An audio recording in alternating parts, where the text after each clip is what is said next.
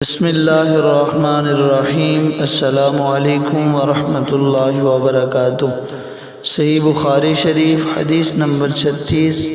حضرت سیدنا ابو ہریرہ رضی اللہ تعالی عنہ سے مروی ہے کہ نبی پاک صلی اللہ علیہ وآلہ وسلم نے فرمایا، اللہ اس کا ضامن ہے کہ جو شخص اللہ کی راہ میں گھر سے نکلا اور اس کا گھر سے نکلنا صرف مجھ پر ایمان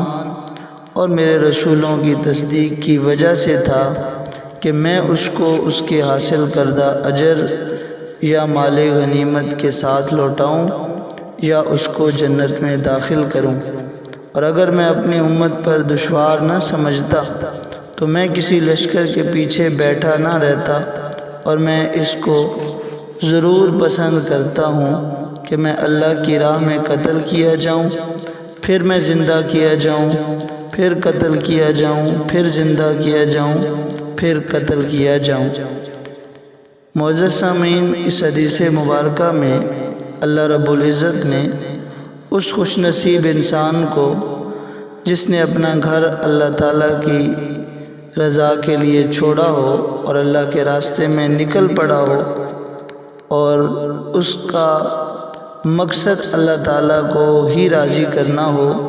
تو اس کے لیے دو انعامات کا تذکرہ فرمایا اسے یا تو مال غنیمت کے ساتھ لوٹاؤں گا یا پھر اس کو جنت میں داخل کروں گا۔ اور حضور نبی پاک صلی اللہ تعالیٰ علیہ وسلم نے فرمایا کہ اگر میں اپنی امت پر دشوار نہ سمجھتا، یعنی میرے ہر لشکر کے ساتھ ملنے میں اگر امت کو دشواری نہ ہوتی، لوگوں کو پریشانی نہ ہوتی، تو میں کسی بھی لشکر سے پیچھے بیٹھا نہ رہتا،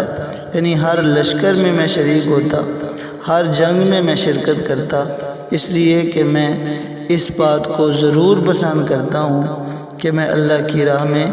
قتل کیا جاؤں، پھر میں زندہ کیا جاؤں، پھر قتل کیا جاؤں، پھر زندہ کیا جاؤں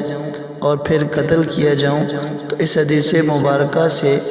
آقا کریم صلی اللہ تعالیٰ علیہ وسلم کی جہاد سے جو محبت ہے وہ بھی ظاہر ہوتی ہے۔ اللہ تعالیٰ کی پاک بارگاہ میں دعا ہے کہ مالک ہمیں بھی تمام کاموں کو اپنی رضا کے لیے کرنے کی توفیق عطا فرمائے۔ مالک ہم سب کو اپنی راہ میں جہاد کرنے کی توفیق عطا فرمائے۔